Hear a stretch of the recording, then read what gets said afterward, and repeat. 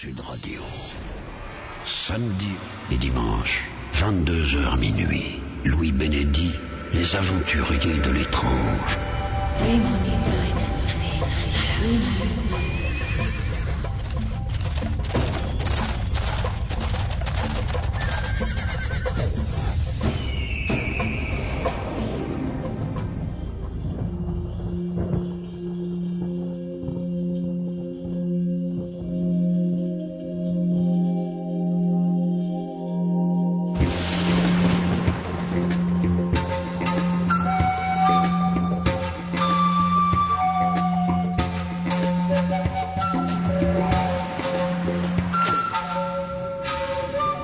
Bonsoir et bienvenue dans les aventuriers de l'étrange. Ce soir, veille de la grande soirée de Noël, je vous invite au voyage, un voyage comme dans les livres d'aventure, un but, une cité mythique, l'Eldorado Inca, de l'aventure, des expéditions dans la forêt amazonienne avec tous les dangers que recèle cette forêt.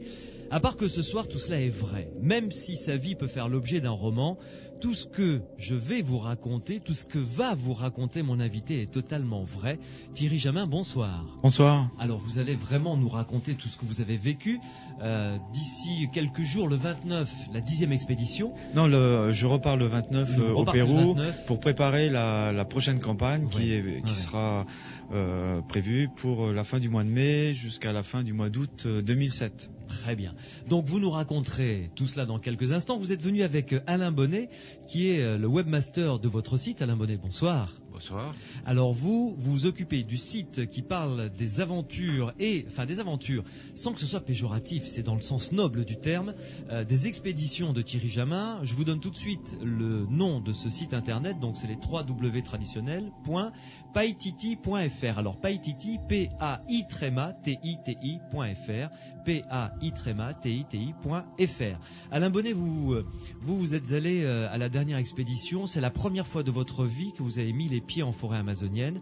Vous y êtes allé avec votre caméra pour filmer pour le site, et vous serez un petit peu, je dirais, notre Candide, un petit peu si vous voulez notre regard, nos oreilles, puisque vous nous raconterez la première fois qu'est-ce que ça fait d'aller là-bas et les sensations que l'on peut percevoir comme ça en suivant ce drôle d'homme qu'est Thierry Jamin, si vous le voulez bien.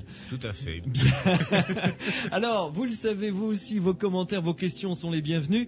Je suis entouré, comme l'a constaté Thierry Jamin et Alain Bonnet, d'écrans informatiques tout autour de moi. Il y a un écran qui sert uniquement à vos SMS. Vous tapez sur votre portable le mot Sud, vous laissez un espace, vous rédigez votre question, votre commentaire, votre sentiment, vous l'envoyez au 71 200 et je serai ainsi votre porte-parole. Vous êtes prêts ? Nous allons plonger ce soir dans l'aventure. Les aventuriers de l'étrange, avec Louis Benedy sur Sud Radio. Thierry Jamin, vous êtes l'auteur d'un livre très intéressant qui m'a servi à construire justement cette émission, qui s'intitule L'Eldorado Inca. Vous l'avez écrit en collaboration avec Pierre-Albert Ruquier. Le sous-titre, c'est À la recherche de Paititi, justement. Et l'éditeur s'appelle Hugo et compagnie. Je rappellerai évidemment les références de ce livre tout au long de cette émission.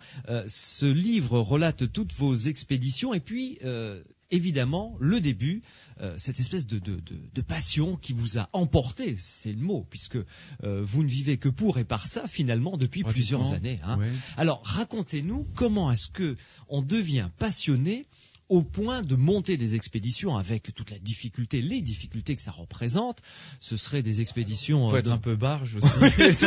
Écoutez, je sais pas le dire, mais enfin je dirais passionné, emporté, vraiment, parce que ce seraient des expéditions dans l'Auvergne, dans le sud-ouest, aller encore en Angleterre ou en Allemagne, ça va, mais en forêt amazonienne, c'est quand même une autre paire de manches. Alors ça a commencé comment tout ça ? Alors, en fait, moi, j'ai vécu toute mon enfance, j'ai été bercé par les aventures de Tintin et puis de ce dessin animé qui s'appelait Les Mystérieuses Cités d'Or. Je suis de cette génération.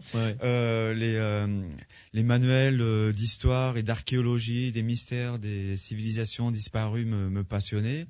Et à 15 ans, je vais aux États-Unis, je me blesse le pied, c'est un peu bête. Je me retrouve dans une salle d'attente d'un cabinet médical qui devait me recoudre la cheville. Et bon, il y avait dans cette salle d'attente des magazines pour nous faire patienter. Et je tombe sur un vieux magazine, le South American Explorer Magazine de 1977. Hein. Et dans ce magazine, il était question de mystérieuses photos satellites qui avaient été prises à la fin de l'année 77 et dans laquelle on avait localisé des formations curieuses, un agencement étrange de points très symétriques à l'intérieur d'une formation en ovale en pleine forêt amazonienne. Bref, dans une zone où depuis le XVIe siècle, on recherche la cité de Paititi. Et on s'est demandé si ces fameuses formations détectées par photosatellite n'étaient pas cette fameuse cité perdue de Paititi qu'on recherche depuis le XVIe siècle. Ouais. Alors à la fin des années 70, au début des années 80, il y a eu des survols de cette zone. C'était des photos en infrarouge, donc on pouvait pas non plus très distinguer les formes en 3D. Hein. Et avec les survols, on a pu déterminer qu'il s'agissait de formations pyramidales. Hein, deux rangées de 12 pyramides. En pleine forêt amazonienne. En pleine forêt amazonienne. Ouais, ça pose question encore. Voilà, au pied d'une montagne qu'on appelle la Sierra Baja du Pantiacoya. Alors Pantiacoya en quechua, la langue des Incas, ça signifie le lieu où se perd la princesse. Alors là encore, c'est tout un programme, toute une légende dont on reviendra bien sûr. Plus tard. Et il était très difficile de déterminer si ces formations pyramidales étaient naturelles ou artificielles. Elles ressemblaient étonnamment aux pyramides d'Égypte, hein, et l'envergure était de 200 mètres, de 300 mètres, donc de l'envergure du plateau de Gizeh. Ah oui, complètement. Ouais. Deux rangées vraiment très régulières. Et bref, l'ensemble paraissait totalement artificiel. Et la meilleure façon pour avoir le cœur net sur la nature de ces formations, c'était d'aller sur le terrain. Le début des années 80, c'était l'époque du sentier lumineux, donc problème politique assez important. Et puis c'était dans une zone naturelle très très compliquée, puisque de l'autre côté de la cordillère des Andes, dans des piémonts à la lisière de la forêt amazonienne, de la cordillère des Andes, donc. Bref, il y a eu des tentatives d'expédition au début des années 80 jusqu'en 84. Et en 84, il y a eu un accident avec une expédition qui embarquait notamment des Français, des militaires péruviens, un naufrage, un mort, et ça a été la fin des expéditions vers ces pyramides, avec encore une fois le sentier lumineux. Ouais. Bref, une chape de plomb, d'oubli, est retombée sur cette région jusqu'au début des années 90, lorsque moi je commence à m'y intéresser. Mais quand même, là, vous nous avez rapidement raconté cette rencontre avec ces photos de pyramides dans une salle d'attente d'un toubib américain, un vieux magazine. Bon, mais je veux dire, si ce magazine était là, il avait dû être feuilleté par des dizaines et des dizaines de personnes, des jeunes, des vieux, des hommes, des femmes, de toutes les cultures. Oui. Mais qu'est-ce qui fait que vous, ça a fait tilt comme vous le dites, ça a fait tilt. Et en fait, moi, j'étais très nourri de culture latino-américaine. Ouais. Vous êtes né où? En France. Hein, mais dans la région de Chartres, vous voyez, très près de Paris, donc c'est pas forcément un cas tout ça. C'est pas vraiment un cas, mais quand même très passionné par l'archéologie. C'était dans mes époques lycées, hein, début des années 90, et c'est des choses qui ne s'expliquent pas. Je me suis dit, quand je suis tombé sur ces photos satellites, que c'était quelque chose pour moi, que c'était un défi, une interrogation qui restait en suspens. Je voulais savoir la réponse, et je me suis un peu lancé le défi, mais bon, c'était à 15 ans, hein, comme on se lance des défis à cette époque, et voilà comment tout a commencé. Et j'ai passé mon bac, et puis à l'époque du bac, il fallait prendre une direction. J'étais très bon en économie, j'aurais pu me lancer dans l'économie. Je me suis dit, est-ce que je me lance vers cette recherche qui me hantait quelque part? Et je me suis lancé vers des études d'histoire et d'archéologie dans la perspective d'organiser des expéditions. Ah oui, ça vous avez pas quitté ça. Ah non, vraiment, vous êtes resté dedans. Tout à fait. Oui, c'est assez curieux et tout à fait tout à fait irrationnel, hein, mais bon, c'est déjà un choix de vie qui est D'accord.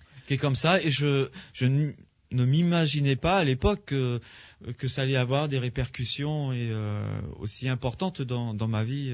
Oui, et puis surtout des répercussions aussi importantes également. Bon, d'abord dans votre chemin de vie, mais aussi, on en parlait tout à l'heure avant de rentrer dans le studio, en Amérique du Sud, où vos dernières découvertes font parler d'elles dans toute l'Amérique du Sud et interrogent tout le monde. Donc ça, c'est intéressant aussi. Et qui sont une clé vers ce but que l'on... Le royaume de Païtiti. Le royaume de Païtiti, voilà. Ouais. Alors, on est arrivé aux pyramides il y a quelques années, on va sûrement en reparler. Ah oui. Surtout ne dites rien concernant les pyramides, je ne veux pas déflorer le mystère. Et là, des rebondissements extraordinaires qui nous amènent aujourd'hui aux portes de Païtiti. Oui. Alors, Thierry Jamin, expliquez-nous un petit peu ce qu'est historiquement, parce que ça c'est incontournable pour bien comprendre la suite, ce que représente historiquement le royaume de Païtiti. Alors là, c'est la première genèse de l'histoire. Il faut remonter en fait au XVIe siècle, hein, l'époque de la colonisation espagnole au Pérou. Oui. On est dans les années 1532. Pizarro arrive dans l'empire Inca, qui ne s'appelait pas encore le Pérou, c'était le Tawantinsuyu, l'empire des quatre quartiers. Hein, c'était l'État l'un des États les plus modernes du monde, l'un des plus grands de cette époque, hein, qui englobait le sud de la Colombie, l'Équateur, le Pérou, la Bolivie,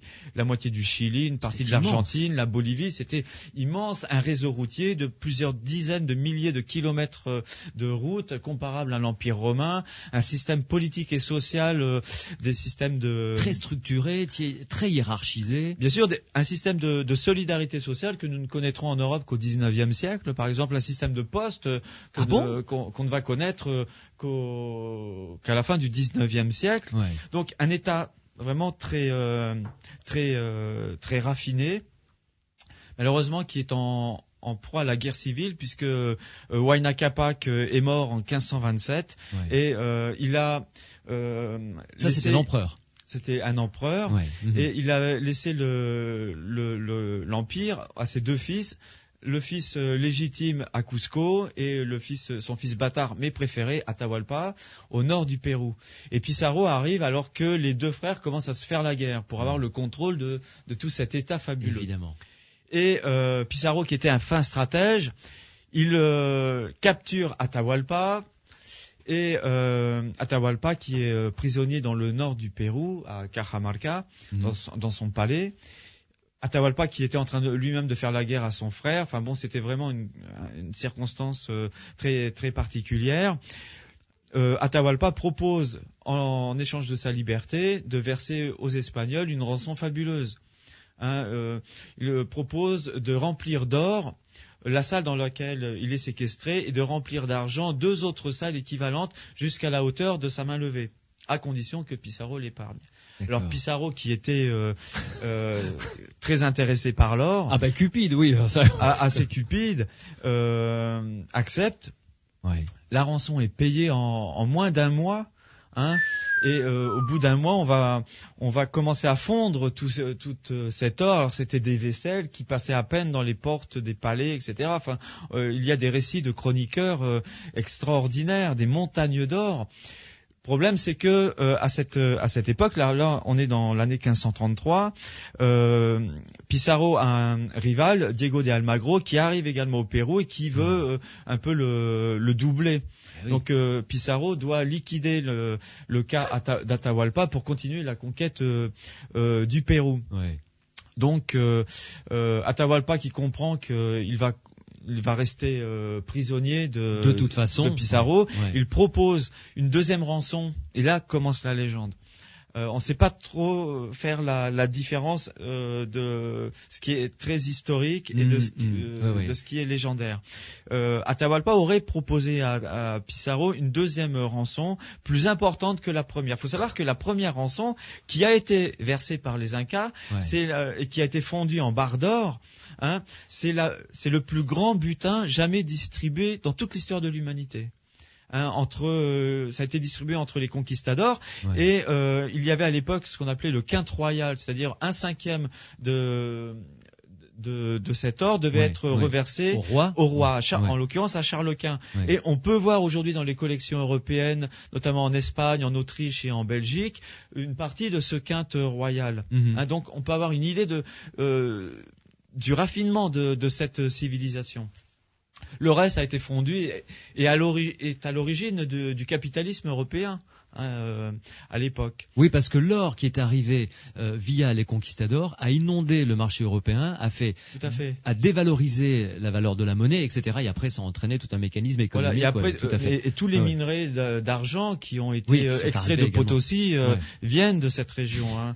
Là, on est dans une seconde époque. Alors, bref, cette deuxième rançon. Quoi. Alors, Atahualpa propose une deuxième rançon. Il charge son épouse, la Coya, de l'acheminer. Alors, il faut savoir que l'or venait des quatre coins de l'Empire, mais que la zone la plus riche, c'était la zone de Cusco, dans le nord de l'Empire, là où se trouvait le siège politique de Cusco, de l'Empire. Ouais. Et donc, la légende raconte que la Coya aurait acheminé une colonne de lamas, de 20 000 lamas, chargés d'or. Alors, quand vous savez qu'un lama peut charger une charge, peut porter une charge de 35 kilos d'or, vous faites la multiplication et ça fait au bout du compte ça fait quelque chose d'assez important. Ah oui, d'accord. Entre-temps, Atahualpa se fait assassiner par Pizarro. Apprenant l'assassinat de son mari, eh bien la Coya aurait rebroussé chemin avec ses 20 000 lamas en direction de la forêt amazonienne, et c'est à partir de là qu'on commence à parler de Paititi.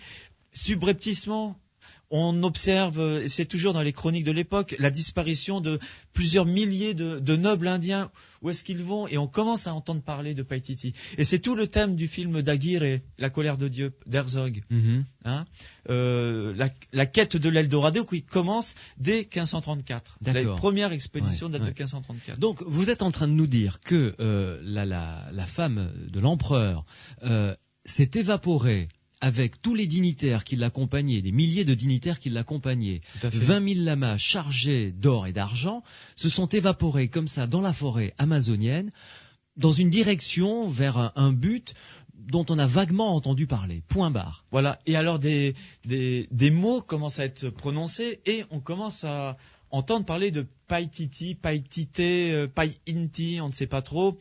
C'est cette cité que l'on va, à partir de là, commencer à rechercher dans tous les recoins de l'Amérique du Sud. Parce qu'on recherche Paititi depuis la Guyane jusqu'en Terre de Feu, en passant par le Brésil, le Pérou, la Bolivie, l'Équateur. On l'a recherché un peu partout, Paititi. Ouais. C'est comme l'Atlantide finalement, mais exactement. Mais sur Paititi, terre ferme, quoi. Et tout à fait. Paititi, c'est une Atlantide amazonienne, engloutie dans son océan vert. C'est absolument extraordinaire. Sauf que Paititi a un fondement historique. Et que on est encore une fois on est aux portes de ce site. Et alors évidemment le mythe de l'Eldorado est né avant la découverte du Pérou, lorsque les conquistadors sont arrivés vers la Colombie. Ils sont arrivés dans la région du lac Guatavita. Ils ont vu un cacique recouvert de poussière d'or qui se baignait dans un lac, et les villageois jetaient des offrandes d'or dans l'eau. C'est là qu'est né le mythe de l'Eldorado. Et avec toute cette profusion d'or au Pérou, le mythe a changé d'axe, si vous voulez. Et Paititi est devenu, avec le temps, synonyme d'Eldorado. Et on raconte beaucoup de bêtises au sujet de Paititi. Paititi n'est pas l'Eldorado véritablement. Moi j'entends beaucoup de conneries au Pérou, comme quoi on rechercherait une cité avec des murs d'or, etc. C'est le fantasme, là, vraiment. Et tout à fait. Et c'est aussi le grand drame de Paititi. Voilà. C'est la question que j'allais vous poser. Vous disiez c'est son malheur aussi. Tout à fait, parce que tous ceux qui recherchent Paititi depuis le XVIe siècle, une grande majorité, ils recherchent le trésor perdu des Incas. L'or, quoi, c'est tout en fait. Ils recherchent l'or. Et alors au Pérou aujourd'hui, lorsque l'on dit qu'on recherche Paititi, ça y est, tu recherches le trésor perdu des Incas. C'est la ruée vers l'or, quoi. C'est la ruée vers l'or. Et là, c'est vraiment le problème. Alors que nous, c'est vraiment absolument pas notre préoccupation. Ce qui nous intéresse, c'est la relique archéologique que constitue Paititi. Et puis l'histoire que ça représente, c'est fabuleux quand même. C'est tout un pan de l'histoire de l'Empire Inca et de l'humanité par là même. Et de l'humanité, bien sûr. Que l'on est actuellement peu à peu en train de lever. Bon, vous restez avec nous, Thierry Jamin. Alain Bonnet interviendra tout à l'heure puisqu'il a fait partie d'une des expéditions qu'a montée Thierry Jamin, mon invité, pour aller découvrir, vous l'avez compris, non pas l'Eldorado, maintenant ça y est, la mise au point est faite, mais partir à la découverte du royaume de Païtiti, ce qui est quand même autrement plus fascinant sur Sud Radio. Les aventuriers de l'étrange, avec Louis Bénédy sur Sud Radio. En compagnie de mon invité Thierry Jamin et Alain Bonnet, qui est le webmaster du site qui relate toutes les expéditions et les résultats passionnants des expéditions de Thierry Jamin. Le site internet que je vous recommande a pour nom paititi.fr, PAI-TITI.fr, et là vous aurez toutes les informations et vous pourrez également découvrir une partie du livre de Thierry Jamin où il raconte toutes ses aventures. L'Eldorado Inca, c'est le titre de ce livre, aux éditions Hugo et compagnie. Thierry Jamin, la première expédition n'a pas dû se monter, j'imagine, sans mal, puisque vous étiez totalement néophyte à cette époque-là, évidemment. Tout à fait. Moi, en fait, la première expédition que j'essaie de monter date de 96. Enfin, ouais. À partir de 96. J'essaie de monter une première campagne vers cette zone, alors totalement inexpérimentée, bien sûr, mais bon, faut un commencement à tout. Oui. Également. Alors je rencontre beaucoup de personnes, des partenaires sur Toulouse, hein, puisque moi j'étais étudiant sur Toulouse, et la première expé que je réussis à monter véritablement date de 98. Hein, je rencontre Toubon, Douste Blasi, qui m'a rien filé. Hein, je l'ai rencontré quand même, plein de promesses. Et donc c'est surtout des partenaires privés en fait qui ont réussi à me faire partir et à financer cette opération. C'est une année 98 qui était pas très facile. C'était l'année d'El Niño. Mm-hmm. Un grand courant d'air chaud qui arrive assez régulièrement sur tout le cône sud et avec énormément de pluie au mois d'août. Donc on était arrivé dans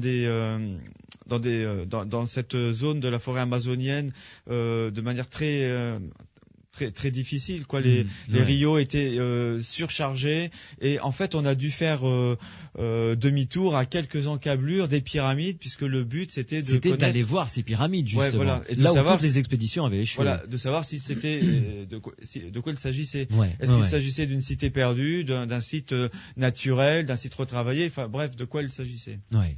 Alors racontez-nous un petit peu l'Amazonie, parce que c'est nous ici dans le Sud-Ouest, évidemment l'Amazonie on connaît un peu à travers les films, les documentaires du National Geographic, mais c'est tout, quoi. Mais je suppose que c'est une autre paire de manches quand on a les pieds dedans.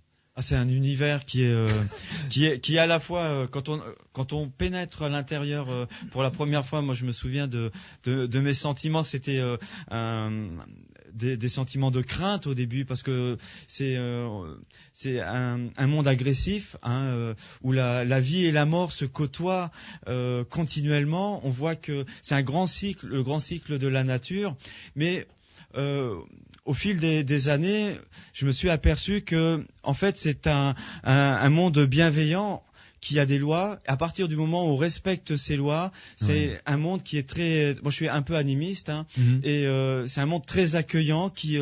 la Pachamama nous nourrit, hein, et si on respecte les lois de la Pachamama, eh bien... la mère nourricière, donc c'est c'est vraiment la terre-mère. Et d'ailleurs, dans plusieurs expéditions, avant les expéditions, vous faites un rituel pour demander à la Pachamama avant chaque expédition, on fait des cérémonies chamaniques avec ce qu'on appelle des pacos, hein, c'est l'équivalent des chamans, qui viennent d'une tribu, la tribu des Kéros, qui a été découverte en 1959 seulement, hein, qui vivait totalement à l'extérieur du monde moderne pendant près de 5 siècles, hein, et donc qui a aujourd'hui tout l'héritage cosmogonique des Incas. C'est une tribu qui parle un quechua plus pur que le quechua moderne, qui utilise encore les quipus, les cordolétaneux, qui vit selon le même système social que les Incas, exactement, avec le même code juridique que les Incas. Vous vous rendez compte, c'est extraordinaire. C'est une relique, ce sont des reliques vivantes. Et donc, alors l'Amazonie quand même, parce que bon, faites-nous. Je demanderai à Alain Bonnet, qui lui a mis les pieds pour la première fois il y a pas longtemps. Mais vous, c'est beaucoup de végétation, humide, chaud, beaucoup d'humidité, beaucoup de chaleur pendant la journée. On est à des humidités de 90%. On peut pas craquer une allumette. Enfin, on peut pas faire un feu de bois. Quand on fait un camp à l'intérieur de la forêt, c'est ce qu'on appelle la forêt de bois de brume.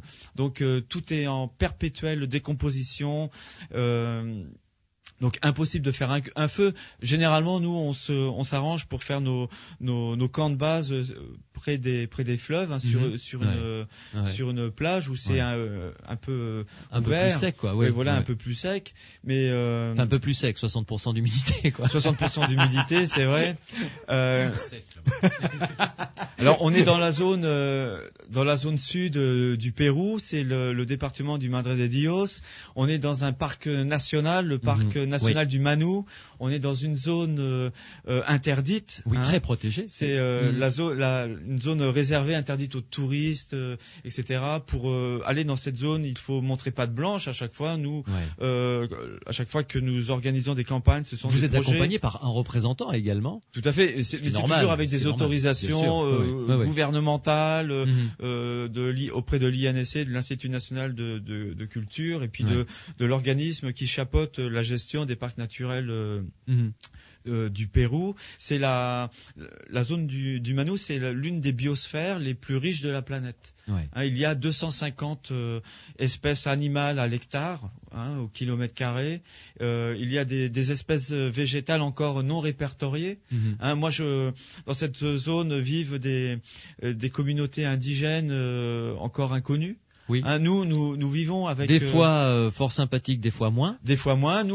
Nous vivons avec, nous côtoyons des communautés natives qu'on appelle les Machiganga, qui vous enseignent énormément de choses, des manières de voir la vie. Ce qui est, humainement c'est très important, mais également qui ont une connaissance sur la pharmacopée amazonienne qui est extraordinaire. Et chaque fois, je ramène des plantes totalement inconnues en Europe qui ont des propriétés de anticontraceptifs même. D'accord. Mais c'est un univers extrêmement riche et je me retourne vers vous, Alain Bonnet, parce que vous êtes allé en Amazonie, donc pour la seule et unique fois de votre vie, j'imagine. J'allais dire pour la première fois, il n'y en a pas eu de seconde pour l'instant. C'était quand? C'était au mois d'août dernier. Bien. Alors vous êtes de Toulouse. Tout à fait. Oui. Voilà. Vous occupez donc du site internet de Thierry Jamin. Oui. Racontez-nous vos premiers instants vraiment au contact de la forêt amazonienne. Qu'est-ce que ça a donné? Alors disons que avant d'y aller, j'avais quand même une certaine appréhension. Bon, bien que Thierry ait tenté de beaucoup me rassurer, mais bon, j'étais déjà allé un petit peu en pré-Amazonie, on va dire, 1 ou 2 années avant. Et là, déjà les trajets pour y aller sont quand même un petit peu pénibles, quoi, on va dire, parce que c'est de la piste pendant environ 12-15 heures. On passe les cols andins qui sont à 4200 mètres. Plus de 5000 mètres. Oui, pas mal. Et on se retrouve 4-5 heures après à 500 mètres d'altitude et on passe environ de 10 degrés à 30 degrés. Super. Donc il y a un petit choc thermique. Physiquement, faut être bien voilà. Quand même, parce que Et ensuite, donc, quand on pénètre, enfin, tout au moins nous, ce qu'on a fait, quand on pénètre en forêt amazonienne, c'est par les fleuves. Oui. En péké d'ailleurs. Voilà, vous nous raconterez, Thierry Jamin, sur en quoi ça consiste. C'est assez sportif. Faut pas avoir peur de se mouiller parce que on en prend plein la gueule. Voilà, oui, je n'osais pas le dire. Si, vous pouvez y aller. Et bon, quelquefois, il faut aussi descendre parce que le péké ne peut pas transporter tout le monde. Il y a peut-être pas assez d'eau. Il y a des rochers trop saillants. Donc là, d'accord. Donc on descend et là, on aborde effectivement la forêt amazonienne. Moi, c'est comme ça que je l'ai connue. Et là, donc, on marche effectivement dans la boue, dans un univers très humide. Et moi, Thierry m'avait dit, bon, faut faire attention quand même où on met les mains, faire attention aux branches, s'il n'y a pas un serpent, ce genre de choses. Donc, je dois dire que les premiers pas, j'étais pas très, très à l'aise, on va dire. Donc, au début, ça vous pousse un peu à la paranoïa. Oui, Oui, un petit oui, peu, oui, oui. c'est vrai, oui, tout à fait. Puis bon, c'est vrai que l'endroit où on est allé, n'est pas un des plus hostiles, on va dire, hein, quand même. Ouais. Tu as fait pire, toi, Thierry. Hein. Ouais. Mais bon, je dois dire que c'est quand même assez costaud. Et ce qu'il y a, c'est que chez nous, si vous voulez, la nature, celle qu'on a ici, on sent qu'on la domine, quoi, en fin de compte. C'est vrai. Ouais. Là-bas, Ouais. c'est C'est plus pas- du tout ça. Hein. C'est l'inverse. Là, on se dit, bon, il va falloir faire avec. Hein, et puis, il va falloir peut-être se plier à la nature. Hein. Ouais. C'est pour ça qu'il faut être, ce que je vous disais tout Ouais. à l'heure, il faut Humble. être très humble. Ouais. Hein, Oui, et se tout à sentir fait. petit. Et, Oui. Puis bon, je vous passe ensuite tous les petits travers qu'il peut y avoir, comme les moustiques, les fourmis, c'est pas mal aussi, auxquels les il faut fourmis, faire ça, c'est pas mal, attention. ça. Voilà, Ouais. oui, ce 5 genre de cm choses. de Alors, il y long, en a les partout. ouais, Hein. belle bête. Hein. Bon, Des mais fourmis en fin de compte, qui peuvent être mortelles. Ah oui, Oui, tout à les fait. essuies Ceux-là sont hyper hyper sympa dangereuses. ça. Ouais. mais en fin Et de compte, agressive en plus. Ouais. Très agressive. Au bout de quelques jours, en fait, on s'y habitue parce que ce qu'on découvre, enfin moi, ce que j'y ai découvert, Ouais. c'est tellement géant, quoi, que ce genre de choses, ensuite, on en fait fi. Hein. Ouais, Ça devient accessoire et aussi fait. Alors bon, je recommanderais pas à tout le monde d'y aller, c'est sûr, mais bon, parce qu'il faut quand même oublier tout notre Aspect confort, voilà, oui, etc. tout ça, Et puis notre manière ça, de on penser oublie aussi. totalement, oui, exactement. Ouais. Et puis en fin de compte, moi, Poucharo, c'est un endroit que je trouve assez serein, on va dire. En fait, je m'attendais à pire, hein. À la limite. Voire même déçu. Non, je plaisante, pas du tout, je non. plaisante. Non, mais c'est un bon entraînement pour faire Ouais. pire la prochaine fois. Voilà. Exactement, donc il est partant. Alors Thierry Jamin, entrons quand même maintenant qu'on a posé un petit peu le décor. Ce qu'il faut préciser peut-être, c'est que Poucharo, ce sont des pétroglyphes qui sont à 10 km au voilà. nord des pyramides. C'est Hein, ce que je voulais vous faire dire. Alors on va commencer par les pyramides elles-mêmes. Voilà. Vous y êtes arrivé. Alors ces pyramides. on y arrive en 2001 Ouais. dans des conditions quelqu'un dirait peut-être assez abracadabrantesques, hein, parce qu'on avait en plus une équipe qui était infiltrée par un Américain, Ouais. en fait, qui voulait pas qu'on réussisse. Qui vous déteste cordialement, quoi. Hein. Voilà, très cordialement. Et qui voulait planter et l'expédition. qui ont essayé quoi. vraiment de saboter notre expé, parce qu'il y avait un projet de film, documentaire dessus, et ça a été une expérience un peu pénible. On est quand même arrivé sur les pyramides, sur le secteur sud. On a vu qu'il s'agissait d'un site d'origine naturelle, ce que des images satellites nous avaient fait entrevoir, hein, Ouais. puisqu'on avait un partenariat avec Spot Image, qu'on a toujours d'ailleurs. Ici à Et- Toulouse, oui. Tout à fait. Ils sont d'ailleurs adorables et avec nous. Et donc, on a vu qu'il s'agissait d'un site à l'origine naturelle. On a trouvé beaucoup de matériel archéologique d'origine inca Oui. qui montre que les Incas connaissaient les pyramides. On en a tiré la conclusion que les pyramides devaient être un lieu sacré, ce que nous disent les natifs, les Machigangas. Les Machigangas considèrent ce site comme un sanctuaire qu'ils appellent Paratuari et ils prétendent que c'est un sanctuaire sacré des anciens. Alors, Ouais. dans leur langage, les anciens, ce sont les Incas. Oui. Hein, se disent les héritiers des Incas, les gardiens des derniers secrets Incas. Oui. Et Donc pyramide, alors peut-être une première déception, ces Bien pyramides sûr. d'origine naturelle, c'est quand même ça qui a été, on l'a dit tout à l'heure, qui avait fait tilt, qui avait été le premier moteur, disons, mais naturel, mais retravaillé malgré tout. retravailler, et surtout on trouve Et puis présence un cas incontestable, des haches de pierre que Voilà. vous avez retrouvées, des traces. des mortiers qui nous montrent la proximité d'un site permanent Oui, à côté des pyramides. Donc site permanent, forcément c'est une cité. oui. Et est-ce qu'il s'agit de la cité de Paititi? Compte tenu de l'immensité du site, hein, des pyramides, le Paratuari fait 4 km de long, alors c'est 4 fois les Champs-Élysées, c'est quelque chose d'énorme. Et il faut également préciser que la forme pyramidale avait un rôle très important dans la cosmogonie des Incas et des peuples andins, Ouais. comme d'ailleurs dans beaucoup de civilisations à travers le monde. C'était une forme géométrique qui symbolisait l'univers, le lien entre le monde terrestre et le monde des dieux, ce que les Incas appelaient Intihuatana. Et donc, imaginons un lieu où il y aurait eu 22 Intihuatana, comme ça, un peu comme dans Machu Picchu, la cité qui a été découverte par Bingham en 1911, où il y a 3 pyramides, 3 montagnes pyramidales qui surplombent cette cité. Imaginons un site où il y en avait 22. Donc, on pouvait légitimement penser qu'à côté des pyramides se trouvait une cité importante. Et pourquoi pas Paititi. Donc, c'est devenu votre axe de recherche une fois que vous avez compris l'utilité éventuelle de ces pyramides. Vous avez compris que la cité de Paititi était tout autour et que là, ça devenait beaucoup plus important. Était quelque part, d'autant plus que ces pyramides sont situées, comme je le disais tout à l'heure, au pied d'une montagne qui s'appelle la Sierra Baja del Pantiacoya. Et Pantiacoya, en quechua, ça signifie le lieu où se perd la princesse. Et c'est là qu'arrive cette réflexion de cette légende du trésor perdu des Incas avec la Coya qui transportait ces 20 000 lamas vers la forêt. La femme de l'empereur qui est partie. Exactement. Est-ce qu'il n'y aurait pas un lien entre les deux? En tout cas, il est intéressant de le faire. Voilà. Et peut-être que la cité du Paititi se trouvait quelque part dans les monts du Pantiacoya.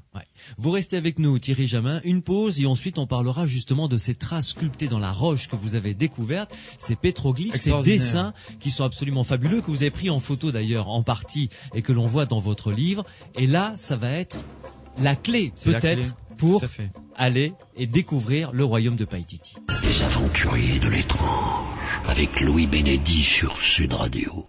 Nous sommes sur une des pistes qui mène au royaume de Paititi, là où se perd la princesse. C'est le nom de la montagne au pied desquelles se trouvent ces pyramides. Thierry Jamin, qui a monté ces expéditions, qui est toujours à la recherche de ce royaume, est en ma compagnie, avec Alain Bonnet qui s'occupe du site internet, qui relate donc toutes les expéditions. D'ailleurs, le site internet, c'est Paititi, TITI.fr, paititi.fr. Et puis, le titre du livre où vous allez pouvoir revivre les expéditions de Thierry Jamin s'intitule L'Eldorado Inca. C'est aux éditions Hugo et compagnie. Et puis, Thierry Jamin l'a écrit en collaboration avec Pierre-Albert Ruquier.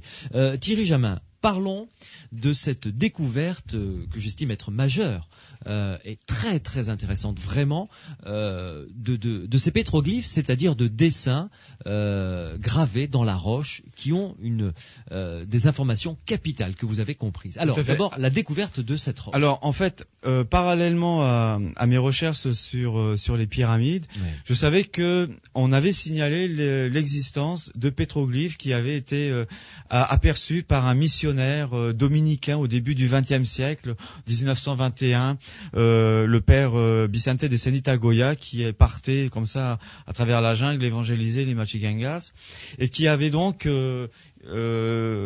découvert des pétroglyphes dont il...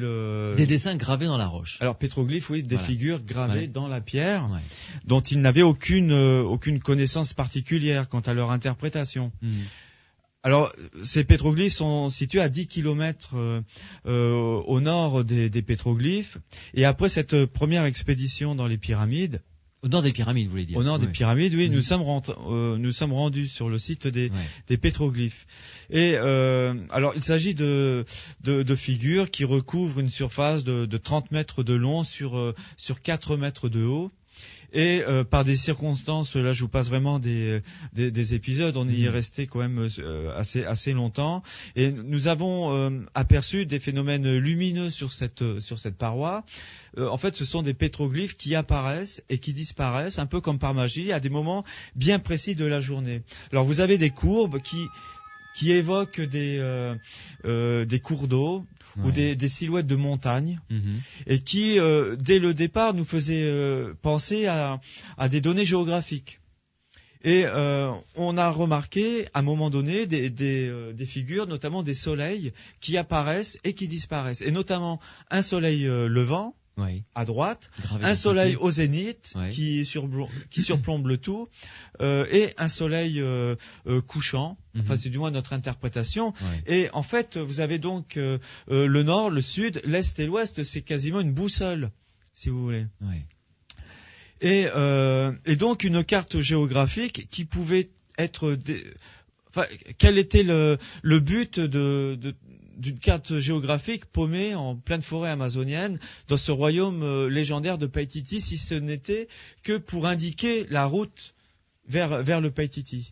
Donc on est parti sur cette hypothèse de recherche et au final on a pu en fait localiser une douzaine de sites naturels ou archéologiques sur le terrain qui sont indiqués sur grâce à cette carte. Grâce à cette carte. Ouais. Voilà. Mais que représente cette carte? Est-ce qu'elle représente exactement, comme il la voyait à cette époque-là, la totalité de l'Empire Inca? Alors, mais c'est une chose absolument extraordinaire. En fait, la raison d'être des pétroglyphes de Pucharo, c'est une carte locale ou régionale qui était destinée aux Incas pour leur indiquer le chemin jusqu'au Paititi.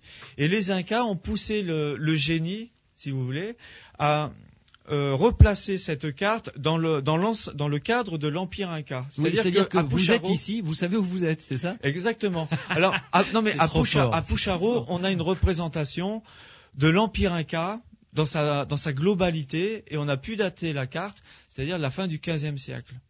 Et alors, par un hasard encore une fois extraordinaire, toujours en 2001, en sortant de cette étude sur Pucharo, on tombe sur un confluent de l'Amazone, et il était midi au soleil, donc midi géographique, et on aperçoit sur une montagne un visage. Ouais. Un énorme géoglyphe. D'ailleurs, on n'était pas sûr. Il a fallu plusieurs années pour confirmer l'existence de ce visage, parce que c'est encore une fois très difficile d'accès. Et en fait, c'est une configuration qui est entièrement conforme à ce que l'on peut interpréter à Pucharo. Ce géoglyphe est indiqué à Pucharo comme ce que vous le disiez tout à l'heure, un point rouge dans une carte moderne qui vous dit vous êtes ici. Et à partir de là, vous pouvez voyager sur la carte, vous orienter et savoir où est-ce qu'il faut aller. Ouais. Et c'est tout le secret en fait de cette carte, avec ce système de pétroglyphes qui apparaissent et qui disparaissent, et qui étaient destinés à une catégorie bien précise de lecteurs, entre guillemets. Exactement. Alors, je voudrais qu'on revienne quand même sur cette particularité, parce que ça, c'est quand même assez fascinant. Vous dites, ces gravures datent du 15e à peu près. Oui, fin 15e. Fin 15e, bien. Vous êtes en face, imaginons quelqu'un d'immobile qui reste face à cette roche, 30 mètres de long, 4 mètres de haut, des sculptures qu'il voit au lever du soleil, par exemple. Oui. Et au fur et à mesure que le soleil bouge, et donc que la lumière devient plus ou moins rasante, horizontale, etc., d'un côté comme de l'autre, le dessin change. Non, d'autres pétroglyphes apparaissent. Autrement invisibles dans la lumière normale. Et cette année, quand nous sommes retournés sur le site, nous avons découvert des dizaines de nouveaux pétroglyphes qui sont eux-mêmes autrement invisibles dans la lumière du jour. Alors, sont-ils visibles à un moment bien précis de l'année ? Avec une lune très présente. Voilà, pendant des équinoxes et quelque chose comme ça. Ouais. Mais nous n'avons jamais, durant les périodes où nous étions sur le site, nous n'avions jamais observé ces pétroglyphes auparavant, si vous voulez. Ouais. Et c'est qu'avec des éclairages artificiels qu'on les a observés. Et alors donc, ces pétroglyphes qui apparaissent comme ça, que vous avez découvert de nuit, par exemple, en les révélant avec la lumière d'une torche, donnent d'autres enseignements, d'autres messages. Alors, eux sont d'un message tout à fait différent, d'une portée peut-être plus cosmogonique que la... Plus ésotérique, vous voulez dire. Plus ésotérique, oui, tout à fait. Qui était peut-être destiné à un monde, le monde des dieux, le monde des Apus, peut-être. On ne sait pas encore. On travaille actuellement dessus, à son interprétation. Ouais. Et c'est pour ça que peut-être il ne se révèle que la nuit. Tout à fait. Il y avait peut-être au pied de cette paroi des cérémonies par les Incas qui permettaient de les faire revivre à la lumière des feux. Ouais. On ne sait pas encore, c'est vraiment très très mystérieux quand vous racontez ça à un péruvianiste moderne auprès desquels j'ai pas très bonne presse, mais bon, ça je m'en fiche. Il n'ose pas, il ne croit pas à ça parce que il pense que c'est presque du cinématographe. Hein. Ouais. Vous y étiez, Alain Bonnet, là, quand vous avez découvert ces pétroglyphes comme ça qui apparaissent avec une lampe torche. Tout à fait, oui. Oui. Effectivement, c'est dans une zone où personne n'avait jamais répertorié de gravure dans la roche. Ouais. Mm-hmm. Et de toute façon, avec Thierry, on en avait discuté avant de partir et on voulait éclairer ce qu'on connaissait des pétroglyphes de nuit pour justement se recréer les différentes ambiances lumineuses ou les différentes inclinaisons de la lumière pour voir justement ces systèmes d'apparition et de disparition de gravures. Et c'est en faisant ça qu'on a découvert ces nouveaux pétroglyphes qui, comme le disait Thierry, sont d'une signification différente, qui ont peut-être même pas été faits tout à fait à la même époque, ça on sait pas trop. Et bon, c'est extraordinaire comme découverte. Ce qui est extraordinaire, c'est que dans une lumière neutre, on peut avoir l'œil rivé à quelques centimètres de la roche, on ne voit rien du tout. Oui. Mais c'est sculpté quand même. Enfin, je veux dire, il y a un creux, non? Il y a pas les mêmes sillons que dans les pétroglyphes que l'on peut voir de manière permanente. Normale et permanente. Voilà, c'est le mot juste. Ils ont été calculés de manière à être visibles que sous certaines conditions bien précises. C'est ça qui est fabuleux, de lumière. D'ailleurs, les nouveaux pétroglyphes que nous avons trouvés cet été, donc 2 jours. On ne les voit pratiquement pas. Alors nous, on les voit parce que maintenant, on le sait qu'ils y sont. Mais il y a pas mal de personnes qui y sont passées devant 2 jours qui n'en ont jamais parlé. Et même Thierry, qui y était allé quelques fois auparavant, ne les avait jamais vus non plus. On les soupçonnait parce qu'on voyait des reliefs assez curieux qui ne paraissaient pas naturels, si vous voulez. Mais autrement, on ne les avait pas mis en évidence comme cette année. Et c'est d'ailleurs le même principe pour les géoglyphes, parce qu'en fait en 2001 on a donc repéré un géoglyphe. Un géoglyphe qui est une forme. Il faut expliquer ce qu'est un géoglyphe. C'est un peu comme monumental. Tout à fait. C'est un peu comme ces fameuses pistas de Nazca qui ont été découvertes à la fin des années 20 avec l'invention de l'aéronautique. Alors imaginez-vous qu'on découvre le même style de figure en pleine forêt amazonienne. Et en 2001, on aperçoit un visage et on était tellement confondus par le phénomène que on a mis 2 ou 3 ans à se poser la question, est-ce que c'était pas la nature qui nous jouait des tours? Donc on est revenu une seconde fois avec une équipe de la télévision allemande sur le site. On a vu qu'il s'agissait bien d'une figure qui était gravée dans la roche de la montagne. C'est tout un versant, un pan de la montagne qui a été gravé. Cette année, en fait, on a découvert 3 géoglyphes, trois visages qui sont des répliques de certains visages des pétroglyphes.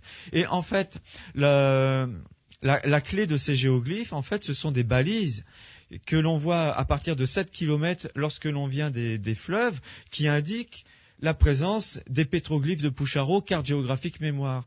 Ils étaient destinés à être aperçus par les Incas depuis 7 km pour les guider jusqu'aux pétroglyphes et de là connaître le chemin, pour connaître le chemin jusqu'à Paititi. Mais alors dites-moi, ces formes gigantesques que l'on voit de 7 km de loin, il faut qu'elles soient énormes pour être vues. Alors ça déjà. 2, la forêt amazonienne, vous nous l'avez dit l'un et l'autre, c'est quand même pas le lieu rêvé pour avoir, je sais pas moi, ne serait-ce que 400 mètres carrés de déboisé pour pouvoir mettre tranquillement une belle vue, un truc qu'on voit de 7 km de loin, tout nickel propre. C'est la forêt et la végétation reprend tout. Donc comment ont-ils fait pour que ça se voit malgré ça? C'est la raison de la polémique actuellement en Amérique du Sud. Comment d'aussi grands géoglyphes, comment d'aussi grandes figures ont-elles pu être réalisées à l'époque Inca. Et j'imagine qu'à l'époque Inca, cette zone était occupée, était cultivée par les Incas, à une époque relativement récente, très précoloniale. Ouais. Et les Incas, en fait, ont nettoyé ces versants de la montagne et ont sculpté dans le matériau qui est assez friable Ouais. de la montagne. Le plus grand des géoglyphes fait 400 mètres à peu près Il d'envergure. représente quoi? Un visage anthropomorphe, mi-homme, mi-singe. Mhm. Hein. Et cette année, nous sommes allés dans l'un de ces 3 géoglyphes. Ce sont des fossés qui font 3 mètres de profondeur. Et c'est ça qui est merveilleux, c'est que 5 siècles plus tard, au moins 5 siècles plus tard, ils sont encore visibles. Malgré la végétation Qui les a entièrement exubérante, recouverts, évidemment. une végétation qui est dévorante. Ouais. Et bien malgré tout, on les voit. Et c'est exactement ce qui est indiqué sur les pétroglyphes de Pucharo qui sont situés juste en face. Ouais, sur la carte gravée dans la roche. Exactement. C'est assez fabuleux. C'est extraordinaire. Alors c'est presque pharaonique quand on s'imagine un peu le travail qu'il a fallu il a fallu préparer le versant de la montagne, c'est-à-dire l'aplanir. Il a fallu travailler la montagne et graver ensuite dessus pour signaler cet immense visage. C'est proprement pharaonique, effectivement. Tout à fait. Ouais. Thierry Jamin, un abonné, vous restez avec nous, une dernière pause et on se retrouve pour, une fois que vous nous avez expliqué maintenant cette carte géographique sculptée dans la roche, ces signes énormes que l'on voit, dont le plus grand fait 400 mètres de long quand même, que l'on voit depuis 7 kilomètres, vers où cela va-t-il nous mener et où allez-vous aller pour le découvrir vous-même si vous en avez déjà une idée? Je suppose que oui, bien entendu. Exact. Les aventuriers de l'étrange, avec Louis Bénédy sur Sud Radio. Thierry Jamin, oui, parce qu'on parle, figurez-vous, pendant les avec Thierry Jamin et Alain Bonnet, mon invité, mes invités. Nous parlons donc de cette recherche que mènent depuis plusieurs années, depuis 1998 et même avant, depuis l'âge de 15 ans, pour tout dire. Thierry Jamin, donc, à la recherche de ce royaume de Païtiti.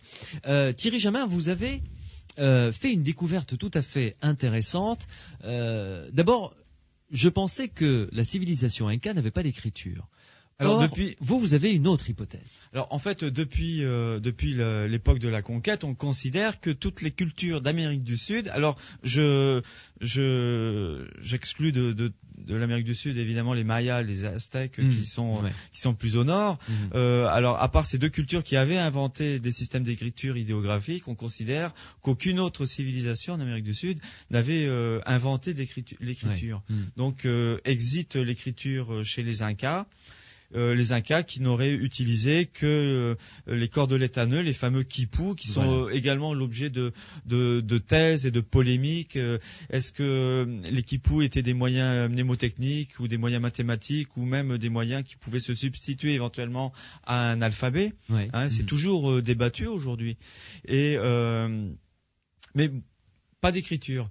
Alors même que la langue des Incas, le quechua, possède le terme écriture, c'est le mot quelca, et alors même qu'il y a toute une lexicographie de quelques dizaines de mots qui tournent autour du concept d'écriture, comme celui qui sait lire, celui qui sait écrire, etc. Donc forcément, il y avait un support. Alors une incongruité dans la civilisation inca, parce qu'on n'a pas d'exemple à travers le monde d'une civilisation qui est qui est inventée à un mot sans que ce mot recouvre un concept quelque part. Bien sûr. Et par ailleurs, des légendes, de vieilles légendes indiennes parlent d'une écriture perdue et de tablettes qui auraient été conservées dans un temple qu'on appelait El Puquín, à côté du Coricancha, le grand temple du soleil de Cusco. Et ces tablettes auraient été cachées avec cette fameuse rançon vers le Païtiti. Des tablettes en or qui auraient été gravées à l'époque du réformateur Pachacutec au début du XVe siècle. Et à Pucharo, on trouve des séquences de signes qui ressemblent étonnamment à des signes écrits. Et on se demande si à Pucharo, il n'y aurait pas comme une relique de cette écriture perdue des Incas, cette fameuse quelca. Et ça, pour nous, si vous voulez, plus que la découverte de Paititi en elle-même, eh bien la découverte de l'écriture, c'est peut-être la chose la plus extraordinaire, le cadeau le plus grand que l'on peut faire dans la civilisation inca. Ouais. Oui, parce que on a du mal quand même. Bon, je ne suis pas un spécialiste du monde inca, loin s'en faut, mais c'est quand même étonnant qu'une civilisation aussi florissante, ayant pu fabriquer des monuments aussi conséquents, donc avec des architectes, avec des penseurs, avec des intellectuels évidemment. Et une administration très complexe. Intégrée, tout Alors, à fait. Il est quand même difficilement concevable qu'il n'ait pas un support écrit. Alors, c'est quand même. C'est la grande polémique. Alors, le problème, c'est qu'on n'a toujours pas trouvé de traces probantes de cette écriture. On est en train de se demander aujourd'hui si certains symboles que l'on trouve sur les tissus, sur les textiles inca ou sur les céramiques ne seraient pas des restes d'écriture. Ouais, voilà, des restes de symboles d'un ancien alphabet, peut-être pré-inca.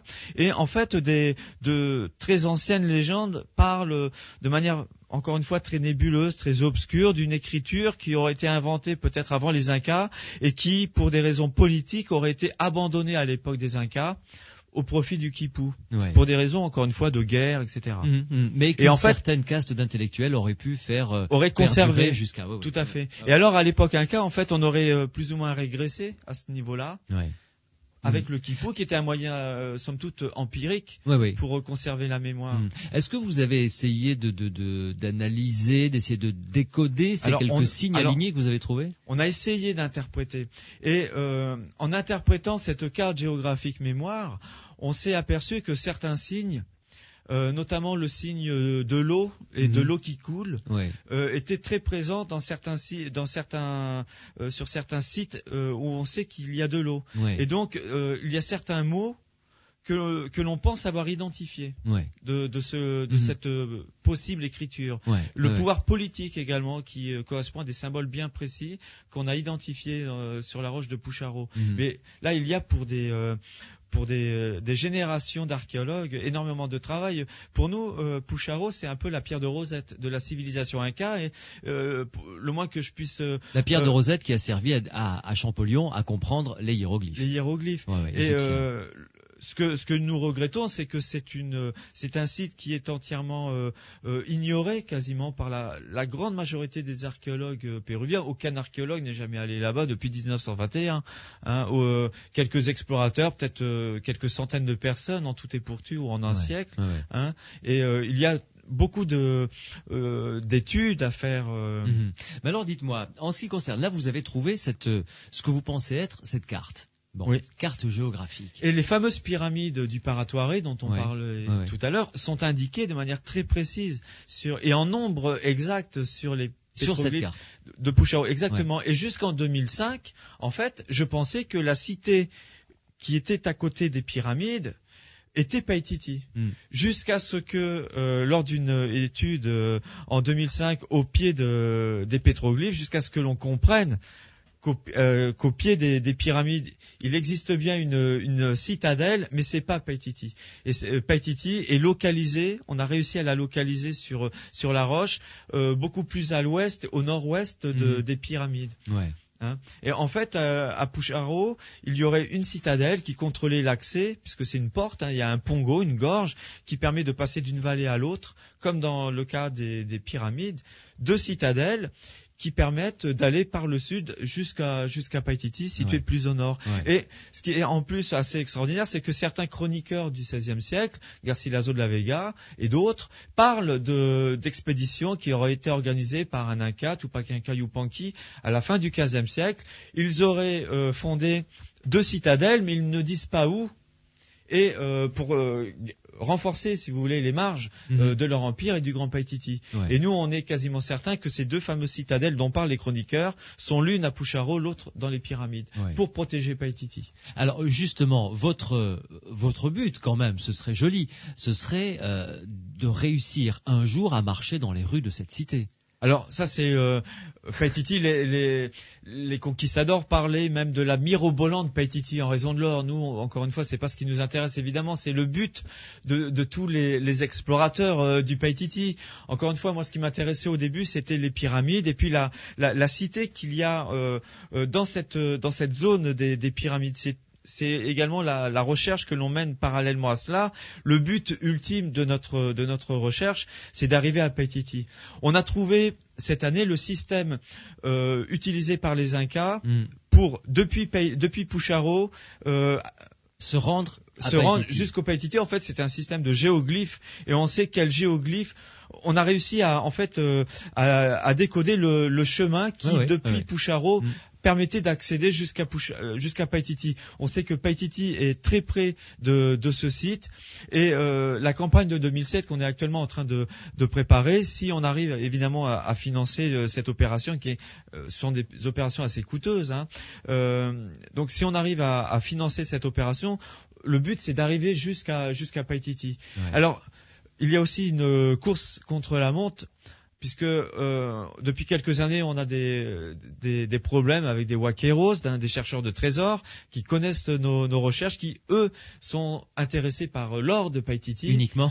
Voilà, et qui essayent d'arriver sur le site avant nous. Oui, pour piller quoi, tout simplement. Pour piller l'or. Ouais. Il y a de méchantes rumeurs au Pérou qui prétendent que certains huaqueros que je nommerai pas seraient arrivés dans cette zone de Paititi il y a 4 ou 5 ans, qu'ils auraient attaqué à la dynamite et ils en auraient sorti des tonnes d'or. Ouais. Hein, et on a vraiment de très très bonnes sources par rapport à... Vous pensez que c'est plausible? Que c'est plausible, oui. Qu'ils aient réussi à piller entièrement la cité, c'est très difficile. Est-ce que c'est un site satellite de Paititi? Ça, on ne le sait pas également. Ouais. On ne le saura qu'en arrivant sur le site. Ce qui est certain, c'est qu'on a localisé aujourd'hui la zone de Paititi. Pour nous, on va vivre l'époque de la découverte de Paititi. Est-ce que c'est notre équipe qui va le donner à la science? Est-ce que c'est une autre équipe? Ça, c'est presque accessoire. En tout cas, il y a ici, quelque part en Amazonie, un grand patrimoine de l'humanité qu'il faut donner à la science et qu'il faut... Et le préserver. Exactement, et qu'il faut le préserver. Ouais. Thierry Jamin, prochaine expédition, donc ce sera 2007, quand mars 2007, c'est ça? À partir de juin 2007, début juin, fin mai, début juin, jusqu'à fin septembre. C'est en fait une série de 3 ou 4 expéditions que l'on va organiser dans cette zone jusqu'à Paititi. Bien. Alain Bonnet, vous en serez, vous? C'est possible. En tout cas, vous le relaterez sur le site internet paititi.fr. Tout à fait. Très bien. Vous avez besoin encore d'argent parce que quand même le nerf de la guerre, c'est quand même l'argent, Thierry Jamin. Tout à fait. Bon, on a un budget d'à peu près 150 000 euros, hein, et les sous sont les bienvenus. Exactement. Les partenaires sont les bienvenus. Il y a aucun problème. Bon. Alors qu'ils vous contactent directement par l'intermédiaire du site paititi.fr. Exactement. Hein, voilà. PAI-TI. Alors sans le tréma pour faire le site, c'est voilà. PAITITI. Voilà, PAITITI. D'accord, .fr. Et là, vous pouvez contacter Thierry Jamin ou Alain Bonnet, le webmaster, pour pouvoir participer, vous, à cette aventure scientifique, archéologique et humaine. C'est la grande hors du commun. Et encore une fois, c'est la grande mise au jour archéologique de notre époque. Ouais. Il y en a pas d'autre. Encore une fois, comme vous le disiez tout à l'heure, c'est une Atlantide. Ouais. C'est plus que Machu Picchu. La découverte de Machu Picchu, c'est un peu un accident de l'histoire. Ouais. Paititi, c'est une légende. C'est la légende de l'Eldorado. Voilà. Je vous suis sur ce terrain, en tout cas. Merci beaucoup, Thierry Jamin. Merci à vous. Merci beaucoup, Alain Bonnet. Merci. Sud Radio. Samedi et dimanche, 22h à minuit. Louis Bénédy, les aventuriers de l'étrange.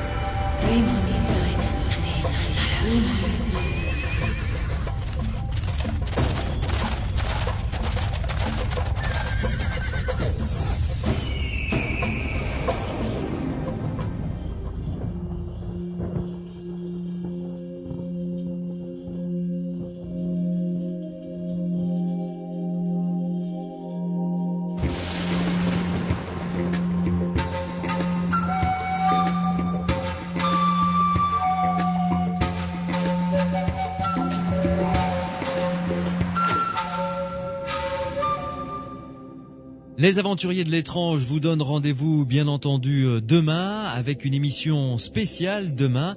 Vous savez que pour vous aider à préparer cette veillée de Noël, nous allons commencer à 20h jusqu'à minuit, donc 4 heures d'émission. Et j'ai décidé de vous plonger dans le monde du merveilleux. Alors, en quoi consiste le monde du merveilleux? Eh bien, nous allons aller à la recherche des elfes, des lutins, des farfadets, des gobelins, des gnomes.